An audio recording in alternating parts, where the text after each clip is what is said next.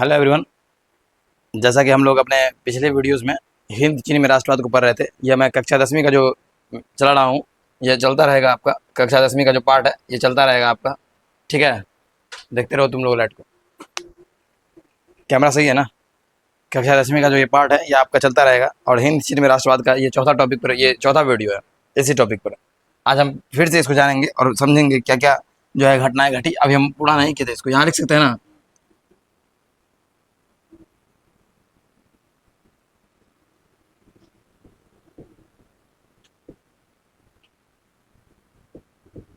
Nationalism Indo China. फिर से मैं बता दूं कि इंडो चाइना का मतलब होता है अभी का वर्तमान का लाओस, कंबोडिया और वियतनाम, इसको बोलते हैं इंडो चाइना। कोई दिक्कत आ रहा है? अच्छा, तीसरा चैप्टर है। हाँ, तो ये बोल सकता है, इस बात कोई दिक्कत नहीं है। ये पार्ट 4 है वीडियो, यही ना। आज चौथा दिन है इस चैप्टर का। अस्थिर अस्थिर से पूरा बेसिक इन्फॉर्मेशन को पढ़ते हुए हम लोग आगे बढ़ रहे थे। जैसा कि हमने बताया था कि कल आपको बताए थे हम हनोई समझौता। अगर आप कल का वीडियो देखे हैं, नहीं देखे हैं तो डिस्क्रिप्शन में उसका लिंक है, वहाँ जाकर कल का वीडियो देखिए। वो भी नहीं देखे तो हनोई समझौता को देखिए। हनोई समझौता जो है वो 1949 में हुआ, 1946 में हुआ। कब? 6 मार्च, है ना। हनोई समझौता जो हुआ 6 मार्च 1946 को हुआ। एक बार चेक कर लेते हैं, ठीक है ना। हनोई समझौता हुआ 6 मार्च 1946 को, ठीक है। और इस समझौता ने कहीं ना कहीं प्रथम इंडो चाइना वार को जो है आमंत्रित किया। प्रथम इंडो चाइना के वार की शुरुआत हुई इसी समझौता के बाद। ये समझौता नहीं चल सका, ज़्यादा दिन तक नहीं बन सका, ठीक है। और इसके बाद जो है दिएन वेन फूसू का युद्ध हुआ। जो युद्ध जो है दिएन दिएन वीएन, एक बार वर्ड देख लो क्या क्या लिखा। दिएन वीएन फूसू तो ऐसे याद करते हैं, फू, दिएन बीएन फू का युद्ध, ठीक है। ये एक स्थान है जो कि दक्षिणी वियतनाम के साइड में पड़ता है। तो यहाँ पर युद्ध हुआ किसी किसी बीच? फ्रांस के बीच 1946 के समय, 1946 में नहीं, 1954 में जो हुआ था। कब हुआ था?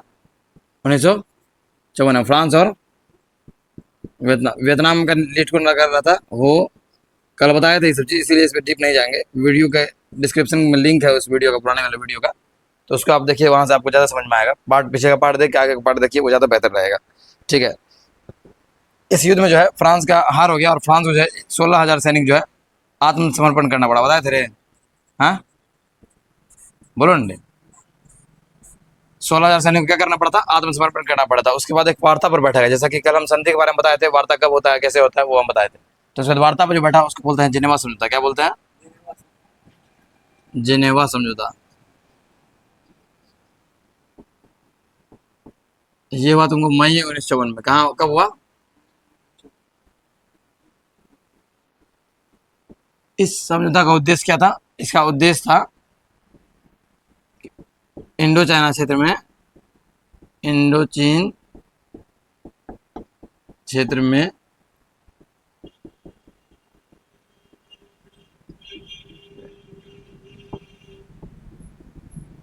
ये उद्देश्य था किसका? जेनेवा समझौता का, ठीक है। और जेनेवा कहाँ पड़ता है, कोई बता सकते हो? जेनेवा कहाँ पड़ता है, बता सकते हो तुम लोग? तुम जाओ।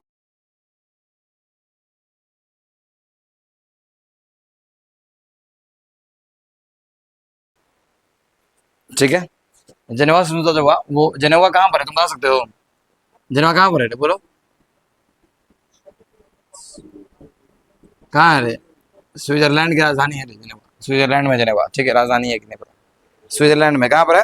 स्विट्जरलैंड। यह प्रथम इंडो शांति स्थापित करने के उद्देश्य हुआ था, और प्रथम इंडो चाइना जो है वार के बाद ये ऐसा युद्ध ये हुआ था, समझौता हुआ था, ठीक है। यह समझौता कैसे कैसे हुआ? इस समझौता में क्या उद्देश्य था? इंडो चाइना क्षेत्र में शांति स्थापित करना। और इसमें क्या हुआ इस समझौते में? इस नहीं है, हाँ? नहीं मिला है, नहीं वो नहीं। तो आज सर जी लगता है मारकर कहीं पर रख दिए होंगे। नहीं, देने दो। इस समझौता का उद्देश्य क्या था? शांति स्थापित करना। और इस समझौते में वियतनाम को दो भाग में बांट दिया। कितना भाग में? उत्तरी वियतनाम और, हालांकि किताब के अकॉर्डिंग तुम्हारा इस बंटवारा का जो है, इसको जो बांटा दो भाग में, इसका एक जो है एक नदी के आधार पर बांटा। किस आधार पर? नदी के आधार पर। तुम्हारा किताब यही कहता है कि नदी के आधार पर इसका बंटवारा किया गया था, है ना। जेनेवा समझौता हुआ, ठीक है। और इसका बंटवारा जो है कोई हनोई नदी से सटे उत्तर गए ना, हनोई नदी था कोई, उसके आधार पर, उस नदी के आधार पर उत्तर इधर और अपना दे दिया उस सबको, है ना। लेकिन हम जो पढ़े हैं, जहाँ पर हम लोग भी अगर रेड करेंगे, थोड़ा पढ़ेंगे उसके बारे में, तो यहाँ पर पता चलेगा 17वीं समानांतर रेखा, 17वीं समानांतर रेखा हो जाती है ना। हाँ, ये भी हो सकता है, ठीक है। किसी एक चीज के आधार पर जो है बांट दिया दो भाग में। अब उत्तरी वियतनाम, चलिए इसको छोड़िए, उत्तरी वियतनाम में किसको दे दिया गया? हो ची मी को उत्तरी वियतनाम किसको दे दिया गया? और दक्षिणी वियतनाम में, अब यहाँ पर जब बताया आपको कि इस समझौता के अंतर्गत जो है कौन आएगा इंटरफेयर करने, आएगा इंटरफेयर करने कौन? अमेरिका। कौन आएगा? अमेरिका। और अमेरिका क्या करेगा यहाँ पर? अमेरिका यहाँ पर अपना जो है कुछ राजनीति खेलने का प्रयास करेगा, चाल चलने का प्रयास करेगा, ठीक है। ये हमारे का ठीक है, तो कुछ चाल चलने का प्रयास करेगा। तो यहाँ पर अमेरिका क्या करता है? अमेरिका दक्षिणी वियतनाम वाला एरिया में, यहाँ पर तो वियतनाम को दो भाग में बंटवाने में पूरा सफल रहता है, और दक्षिणी वियतनाम वाला एरिया में अमेरिका समर्थित सरकार बनती है, जिसका नाम क्या रहता है? नियो दिनह दियम। क्या नाम रहता है उसका? नियो दिनह दियम। यानी यहाँ पर जो दक्षिणी वियतनाम में कौन रहता है? अमेरिकी समर्थित सरकार, अमेरिकी समर्थित सरकार। क्या नाम रहता है इसका? नियो, क्या दे दिया तुमने? सबसे अच्छा यही मार्केट है, मेरा ही मार्केट है ना। क्या नाम रहता है इसका? नियो दिना दियम। अभी तुम फिलहाल इतना समझ लो तुम लोग भी, और ऑनलाइन वाला भी, कि एक युद्ध हुआ जिसको दियन बुएन फुसू का युद्ध, नहीं उसमें मत डालो, अगर डालना ही इनके तो इसमें डालो थोड़ा बहुत, नहीं अभी मत डालो किसी में, रहने तो सब चलता है अभी। अगर तुमको समझना है तो दियन बुएन फू का युद्ध समझो। दियन बुएन फू का युद्ध 1954 में हुआ, फ्रांस और वियतनाम के बीच हुआ। फ्रांस इसमें हारता है और आत्मसमर्पण करता है, और हो चिमी, रहने दो उसको वैसे, हो चिमी जो है वियतनाम की तरफ से लीड कर रहा था, साम्यवादियों के साथ ये लड़ाई हो रहा था। उसके बाद ये जब होने के बाद एक समझौता हुआ जिसको जेनेवा समझौता कहा गया। जेनेवा समझौता मई 1954 में हुआ। इसका उद्देश्य इंडो चाइना क्षेत्र में शांति स्थापित करना था। और इस समझौते में वियतनाम को दो हिस्सा में बांटा गया, एक उत्तरी वियतनाम, एक उत्तरी वियतनाम जिसको नॉर्थ जो है वियतनाम कह सकते हैं, एक दक्षिणी वियतनाम। उत्तरी वियतनाम में हो चिमी का सरकार बना, और दक्षिणी वियतनाम में नियो दिनम का सरकार, नियो दिनह दियम, जो कि जिसको अमेरिका का समर्थन प्राप्त था। किसका समर्थन प्राप्त था? अमेरिका का। अमेरिका के बारे में क्या बताया? जब कल अमेरिका इंटरफेयर करेगा, अमेरिका इंटरफेयर क्यों किया? जब 2 सितंबर 1945 को ये जो 2 सितंबर 1945 को ये अपने आप को क्या माना? स्वतंत्र देश। और उसका जो है 1950 में, 1945 में माना अपने आप को स्वतंत्र देश वियतनाम। हम लोग से पहले याद हुआ, हम लोग से पहले वो लोग आज़ादी का अपना डिक्लेरेशन किया, तो घोषणा मतलब। तो ये 1945 में अपने आप को क्या बोला? आजाद है। 1950 में अपना आदर्श माना कि चीन को, और साम्यवाद को कॉन्सेप्ट को लड़ाया यहाँ पर, परचम साम्यवाद कॉन्सेप्ट का, वहाँ पर पर्दा खुला, वो तो आ भी रहा है लाइट, तो साम्यवाद को लाता है। और 1950 में जो है चाइना और वियतनाम, चाइना और रूस दोनों इसको क्या बोलता है कि ठीक है तुम क्या हो, साम्यवादी देश इसको एक्सेप्ट कर लेता है, और चाइना और रूस इसका साथ देना शुरू कर देता है। इसलिए अमेरिका और रूस का तो बनता नहीं है, ठीक है। अमेरिका एक पूंजीवादी अर्थव्यवस्था वाला देश, और रूस एक साम्यवादी अर्थव्यवस्था वाला देश, तो उसका तो बनता नहीं है। तो रूस क्या करेगा? रूस तो इधर आएगा तो अमेरिका भी कहेगा नहीं हम भी टांगा आएंगे, हम भी जाएंगे। अमेरिका चाहता है कि उस समय अमेरिका चाह रहा था कि अभी जो भी नया देश बने, जो भी नया कंट्री उपनिवेश से छूटे, वो सब कैसा हो? पूंजीवादी इकोनॉमी में आए, पूंजीवादी व्यवस्था वाला देश बने। लेकिन रूस क्या चाहता था? साम्यवादी अर्थव्यवस्था वाला देश बना, साम्यवादी विचारधारा वाला देश बने। तो सबका अपना अपना कॉन्सेप्ट था, अपने अपने में शामिल करना चाहता था। अब एक जाति का होता है, एक उसका होता है, तो सब चाहता है कि नहीं ठीक है साथ देते हैं।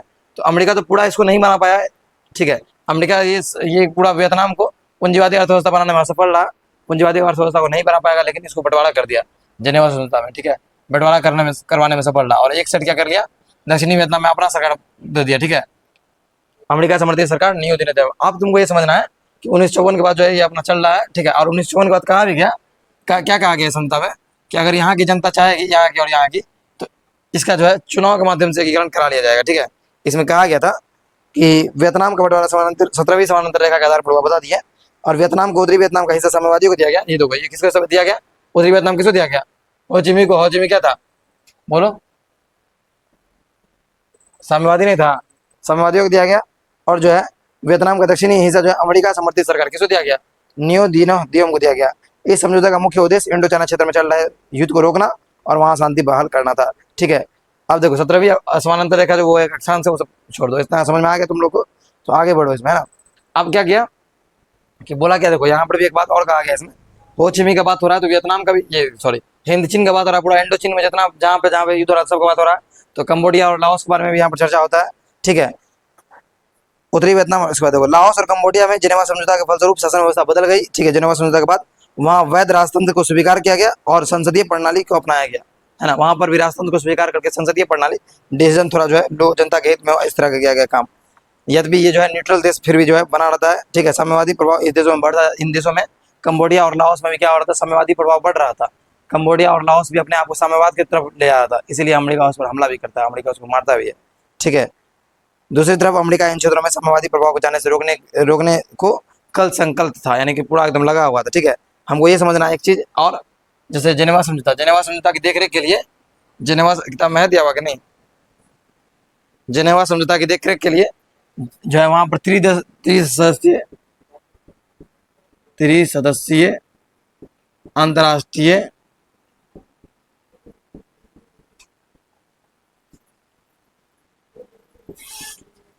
निगरानी आयोग का स्थापना किया था। ठीक है, यानी इस समझौता को, इस ट्रीटी को देखरेख करने के लिए आया, हो गया काम तुम्हारा। इस ट्रीटी को करवाने के लिए त्रिसदस्यीय अंतर्राष्ट्रीय निगरानी आयोग, यानी इसको जो वैध मान रहा है, लोग मान रहा है कि नहीं मान रहा है, इस समझौता को देखरेख के लिए 3 सदस्य जो है इसका स्थापना किया जाता है। ठीक है, और इसकी जो है इसको 3 सदस्य दिया जाता है, जिसका नाम क्या रहता है, भारत कनाडा और पोलैंड। ठीक है, भारत कनाडा, भारत भी इसका हिस्सा रहता है, और पोलैंड, ये तीनों को दिया जाता है। भाई तुम लोग क्या करो, इसको देख रेख करने का काम दिया जाता है कि तुम जेनेवा समझौता किसी भी तरह का खराब ना हो, देख रेख करने के लिए इन तीनों के बात नहीं करो, इन तीनों को दिया जाता है। किसको, भारत कनाडा और, तो तुमसे एग्जाम में पूछेगा त्रिसदस्यीय निगरानी आयोग, त्रिसदस्यीय निगरानी आयोग का सदस्य इनमें से कौन नहीं था। ठीक है, तो ये तीनों का नाम रहेगा तभी टिक मारना, या कौन नहीं था, कौन था, यहाँ से देख लो, भारत पोलैंड और कनाडा ही था, इसके अलावा कोई नहीं था। ठीक है ना, आवाज जा रहा है ना। ठीक है, अब देखो, अब हम लोग यहाँ पर देखेंगे क्या हुआ। अब हम लोग देखेंगे इसके बाद जो है लाओस के बारे में। ठीक है, अब लाओस के बारे में समझेंगे। लाओस में भी उतना माथापेची नहीं है, यहाँ तक देखो, वियतनाम को एकीकरण नहीं हुआ है, वियतनाम को उत्तरी वियतनाम और वियतनाम को दक्षिणी वियतनाम तक लाके छोड़ दिए हैं। ठीक है, उत्तरी वियतनाम में हो ची मियाँ है, दक्षिणी वियतनाम में ही है। होता क्या है, आगे चल के फिर से पढ़ेंगे हम लोग वियतनाम की हिस्ट्री को, जब लाओस कंबोडिया को पढ़ लेंगे तो फिर से वियतनाम को पढ़ेंगे, तब उत्तरी वियतनाम से और दक्षिणी वियतनाम से पढ़ेंगे, तब उन दोनों का एकीकरण पढ़ेंगे ये कि दक्षिणी वियतनाम का लोग भी जो है अब साम्यवाद के प्रकोप में आ चुका है। दक्षिणी वियतनाम में अपने ही सरकार के खिलाफ लोग आक्रोश कर दिया है, दक्षिणी वियतनाम का लोग अपने ही सरकार के खिलाफ जो है संघर्ष करना शुरू कर दिया, मारना शुरू कर दिया, सबको इधर उधर करना शुरू कर दिया। अब हम लोग किसके बारे में पढ़ेंगे, लाओस के बारे में। ठीक है, लाओस के बारे में। लाओस एक देश था, वियतनाम कहाँ पर छोड़ दिया हम, 2 भाग में कट गया। अब जो है जल्दी जल्दी हो जाएगा, अब उतना टाइम नहीं लगेगा। ठीक है, लाओस में जो है, लाओस में 3 भाइयों, यानी लाओस में राजघराने के 3 जो है सौतेले भाई थे, उन तीनों के साथ जो है संघर्ष चल रहा था। ठीक है, लाओस में तुमको 3 भाई याद रखना है। सबसे पहले कौन, राजकुमार सुवन फुमा और एक है पाथेट लाओ। ठीक है, ऐसे करके 3 का नाम है, ऐसे इससे ही लिखाना होगा, नाम बहुत हार्ड है लोग का। यहाँ पर तुमको देखेगा राजघराने के 3 सौतेले भाइयों लाओस पर अपनी राजनीतिक पकड़ को अलग अलग रास्ते अपना लिए थे। पहला राजकुमार सुवन फुमा, पहला कौन था, सुवन फुमा। अब इसका ये किस विचारधारा का था, ये भी याद रखो, है ना, ये तटस्थवादी था। कौन था, ये तटस्थवादी विचारधारा का था। ठीक है, ये न्यूट्रल विचारधारा का था, तटस्थवादी, यानी कि ना साम्यवाद के साथ ना पूंजीवाद के साथ। ठीक है, अब देखो लाओस की कहानी जब तुम पढ़ोगे, तुम लड़ाई पढ़ोगे लाओस का, किस लिए लड़ाई, एक ही पढ़ोगे, अमेरिका बाप करेगा यहाँ पर कि किसी भी तरह साम्यवाद का प्रकोप ना है, और रूस भी चाहेगा यहाँ साम्यवाद का प्रकोप ना है, चाइना भी चाहे, रूस चाहेगा साम्यवाद का प्रकोप आए, चाइना क्या चाहेगा, साम्यवाद का प्रकोप आए, लेकिन अमेरिका यहाँ पर क्या चाहेगा, साम्यवाद का प्रकोप ना है। ठीक है, इसलिए संघर्ष भी हुआ, यहाँ के लोग को मारा, यहाँ के लोग को पीटा, यहाँ की सरकार को बार बार जो है घुमाने का प्रयास किया, यहाँ चाल चला, राजनीतिक रूप से चाल चला, सरकार गिराने का काम किया, बार बार परेशान करने का काम किया। ठीक है, राजकुमार सुवन फुमा कैसा विचारधारा का था, ये विचारधारा हम लोग को बहुत मायने रखेगा यहाँ पर। ठीक है, तटस्थवादी यानी न्यूट्रल विचारधारा का था। ठीक है, उसके बाद जो है राजकुमार सुफन बोंग, क्या नाम था इसका, नाम था पाथेट लाओ। क्या नाम था इसका, पाथेट लाओ। ये प्रख्यात है किससे, पाथेट लाओ के नाम से प्रख्यात, तो पाथेट लाओ ज्यादा आता है, पाथेट लाओ। ये जो है साम्यवादी विचारधारा का व्यक्ति था। ठीक है, इसके बारे में, हाँ, साम्यवादी विचारधारा, ये किस विचारधारा का था, साम्यवाद। अब बताओ, अमेरिका का भी इसका सरकार का समर्थन करेगा, अगर इसका सरकार बन गया, अगर राजघराने के 3 भाई लड़ाई लड़ रहे हैं, ये जीत जाएगा, तो लाओस में इसका सरकार को एक्सेप्ट करेगा अमेरिका, कुछ ना कुछ ये दोनों से करवाएगा। अब एक और भाई था, देखो इसका एक नाम था फूमी नौसवान। क्या नाम था? फूमी नौसवान। ये दक्षिणपंथी था। क्या था? दक्षिणपंथी समझते हो? जो पुराने चीजों को, पुराने रीति रिवाज को, पुराने परंपराओं का अनुसरण करता है उसको क्या बोलेंगे? दक्षिणपंथी। ठीक है, राइट विंग्स। ठीक है, लेफ्ट विंग्स, राइट विंग्स हो जाएगा तो हाँ राइट विंग्स हो जाएगा। ठीक है ना, बायापंथी हो गया लेफ्ट विंग। यहाँ पर देखो दक्षिणपंथी, एक वर्ड आएगा तुमको वामपंथी। क्या वर्ड आएगा? वामपंथी। वैसा व्यक्ति वामपंथी विचारधारा का वाला होगा जो बदलाव चाहता है। क्या चाहता है? बदलाव। पुराने रीति रिवाज को खत्म करके बदलाव चाहता है। एक आता है रूढ़िवादी। क्या आएगा? रूढ़िवादी। रूढ़िवादी भी वही लोग होता है जो क्या करता है? पुराने परंपरा को चलने दो, है ना, राजा है तो राजा को ही रहने दो, क्या जरूरी है सती प्रथा खत्म करने का, है ना। रूढ़िवादी एक बहुत खराब परंपरा है, एक खराब विचारधारा है। रूढ़िवादी विचारधारा नहीं रखना। पुराने परंपरा का इसमें क्या कहता है? अनुसरण किया जाता है। यानी पुराना खराब परंपराओं को ही माना जाता है। जैसे सती प्रथा था, वो क्या रूढ़िवादी विचारधारा का लोग कह रहे सती प्रथा अच्छा था। अब अच्छा था सती प्रथा? नहीं था, तो रूढ़िवादी विचारधारा नहीं रखना है। ठीक है। वामपंथी क्या होता है? जो चेंजिंग चाहता है ना, जो चेंजेस चाहता है, जो मजदूरों के बारे में बात करता है, गरीबों के बारे में बात करता है, इन सबके हित के बारे में बात करता है, वो होता है वामपंथी। तो हमारे देश में जो नेता सब बन रहे थे आजादी के समय, वो सब कैसे थे? वामपंथी थे। पंडित जवाहरलाल नेहरू, सुभाष चंद्र बोस, ये सब वामपंथी सोच के विचारधारा के व्यक्ति थे। ठीक है। अब देखो इसमें तुमको पता चलेगा कि ये जो दक्षिणपंथी था, इसका इसका सरकार का समर्थन कौन करेगा? अमेरिका। इसका सरकार का समर्थन नहीं करेगा अमेरिका। ये तो भाई नेचुरल है, समझे। अभी तीनों लड़ेगा, देखते रहो कैसे कैसे होगा। तीनों जब लड़ता है आपस में तीनों जब अपने सत्ता के लिए लड़ता है, सत्ता के लिए लड़ाई करता रहता है। तो 25 दिसंबर 1955 को चुनाव के बाद लाओस में सरकार बनी सुवन फुमा के ना। देखो सबसे पहले 25 दिसंबर, क्या याद रखना तुमको? 25 दिसंबर 1955। अब डेट याद करना था। देखो 25 दिसंबर 1955 में चुनाव होता है और सुवन फुमा जीता है। कौन जीता है?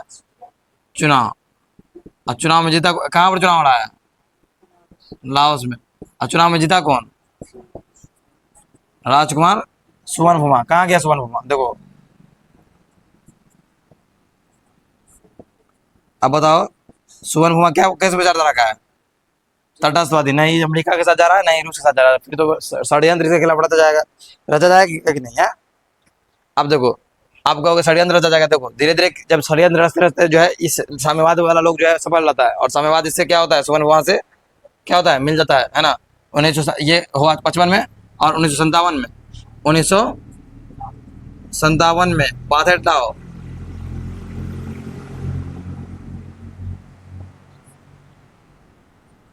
मिल गया, है ना। 1957 में दोनों भाई मिल गया। कौन कौन? कौन कौन? बोलो। 1957 में देखो, 1957 में सुवन भूमा, और तुम देखोगे कि लड़ाई का जो परिणाम क्या निकलेगा। ठीक है, लड़ाई का परिणाम कुछ नहीं निकलेगा, बाद में सैनिक लोग शासन कर लेगा, देखते रहो। अब देखो 1955 में चुनाव हुआ, जनता मांगा किसको? चुना सुवन फुमा को। ठीक है, और उसके बाद 1957 में जो है पाथेट लाओ किसके साथ मिल गया? गठबंधन बना लिया। किसके साथ? पाथेट लाओ और सुवन फुमा बना लिया। इसका पार्टी का नाम था, पाथेट लाओ का पार्टी का नाम था NLHS, है ना, या NLHS। ठीक है ना। इसका पूरा नाम क्या हो जाएगा? नहीं, नियो लियो हक्सत। क्या नाम हो जाएगा?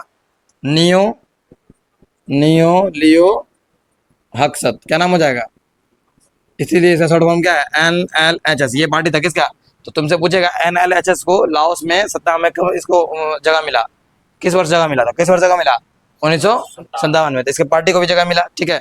उसके बाद देखो नियो लियो हक्सत क्या थी? यह साम्यवादी विचारधारा वाले। ये पाथेट लाओ कैसा कैसा विचारधारा का व्यक्ति है?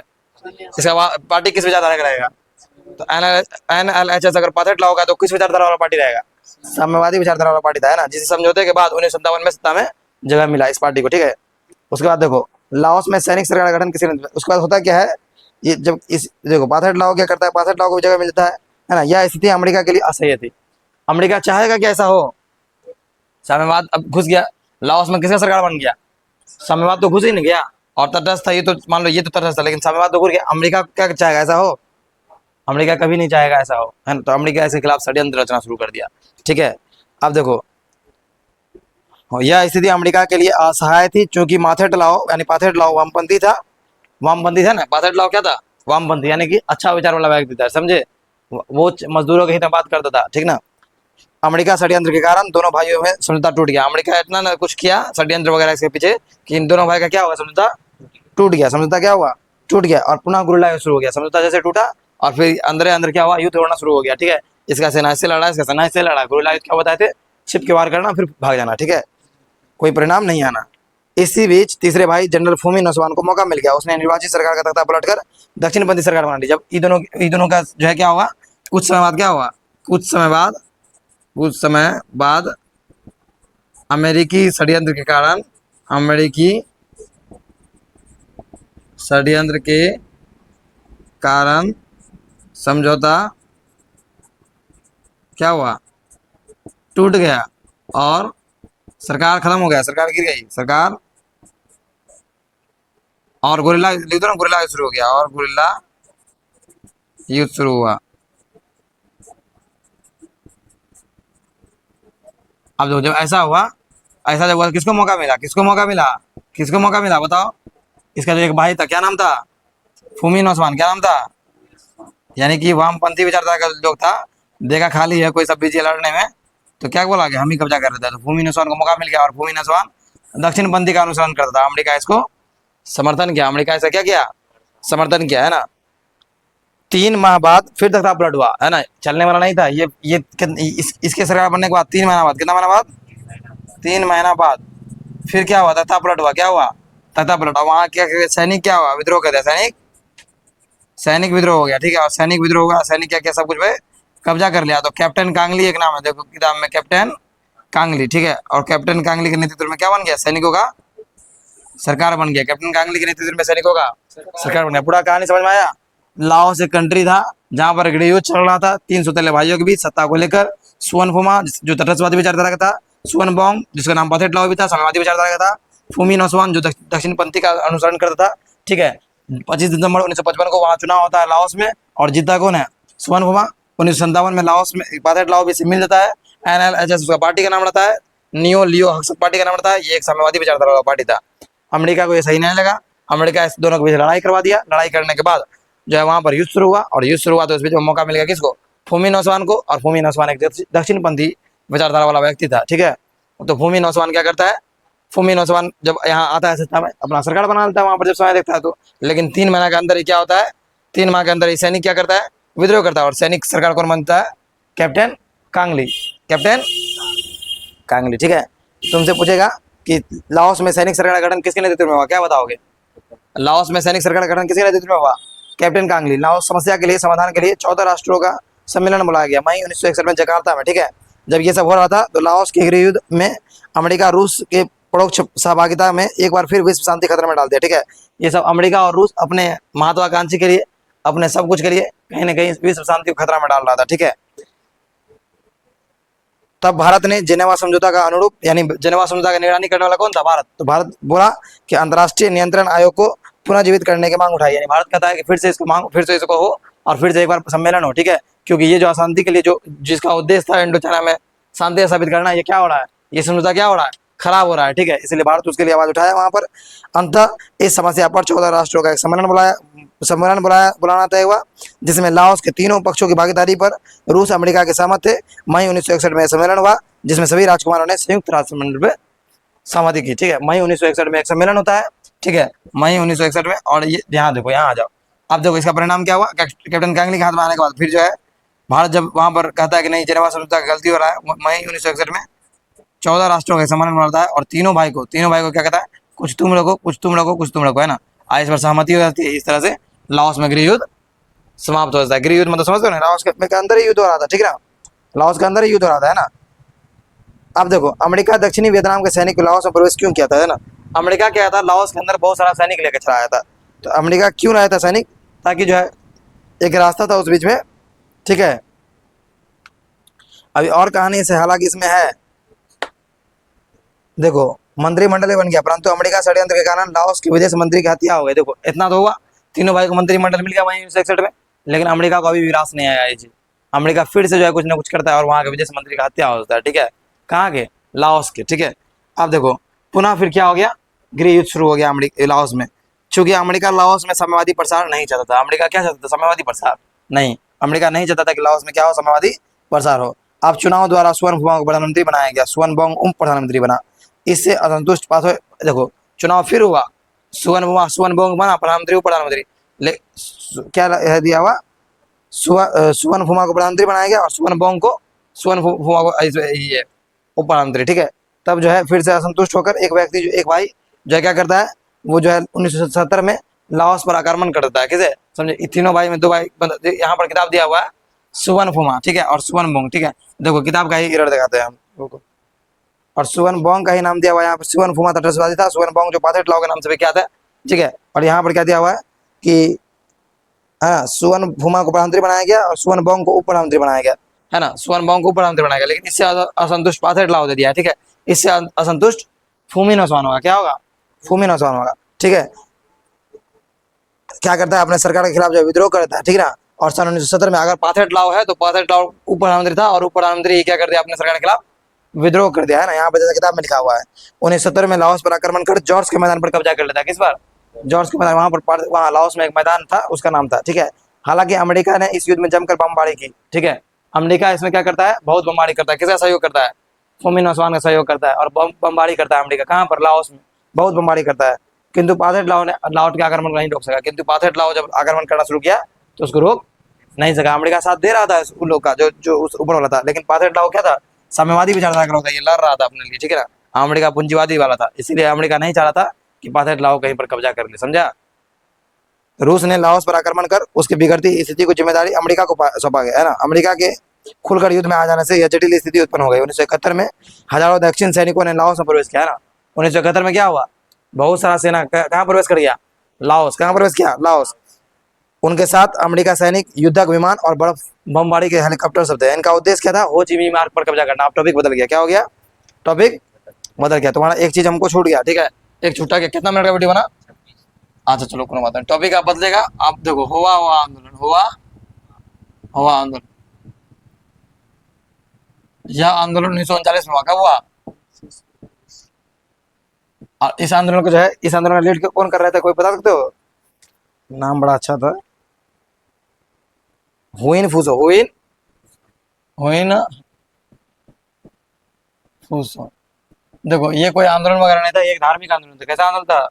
धार्मिक, एक बौद्धिस्ट धार्मिक आंदोलन था, है ना, बौद्ध धर्म को लेकर, ठीक है।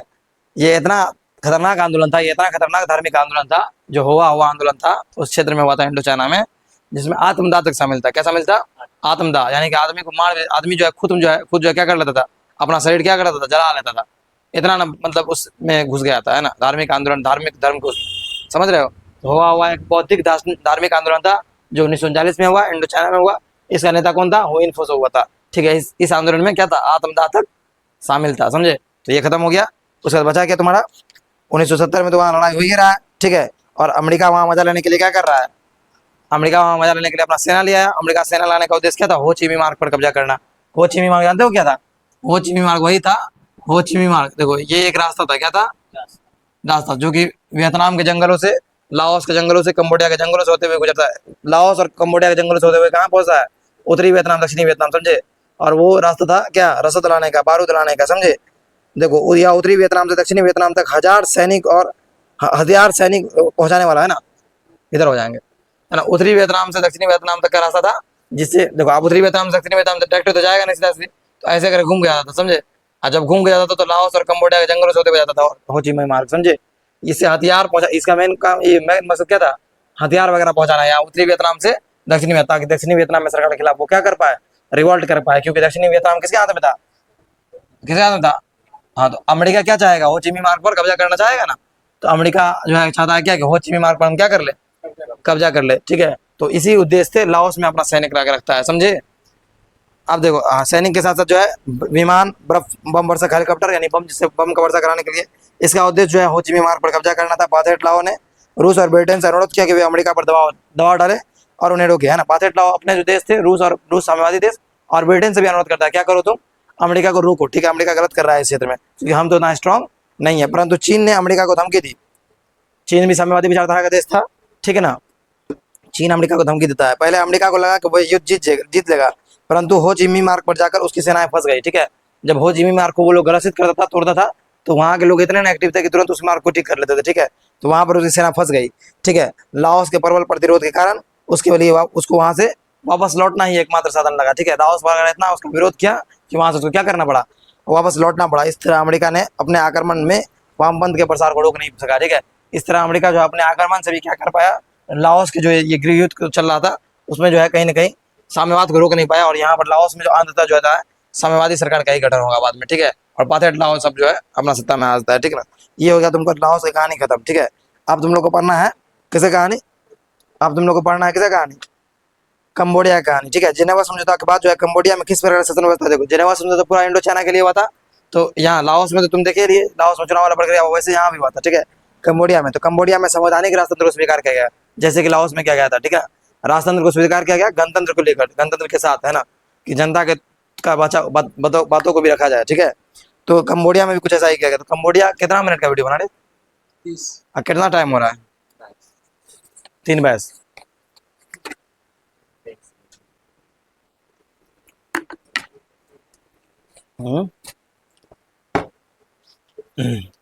कंबोडिया अगर पढ़ा दे तो खत्म ही हो जाए कहानी। कंबोडिया कल पढ़ाएंगे, ठीक है, आज रहने दो, ठीक है। आज के लिए जो है यहीं तक रहने देते हैं, कंबोडिया को कल पढ़ेंगे, थोड़ा थोड़ा पढ़ के देखेंगे, थोड़ा थोड़ा चीज़ों को समझिए गौर से। जो लेक्चर अभी इतना चला है इसको सुनिए गौर से, ध्यान से पढ़िए। कल कंबोडिया के इतिहास को पढ़ेंगे, कंबोडिया के बारे में अपनी किताब में पढ़िए, पढ़ के आइए। और ये वीडियो अच्छा लगे तो वीडियो को शेयर कीजिए अपने दोस्तों के साथ, चैनल को सब्सक्राइब कीजिए, वीडियो को लाइक कीजिए। Thank you.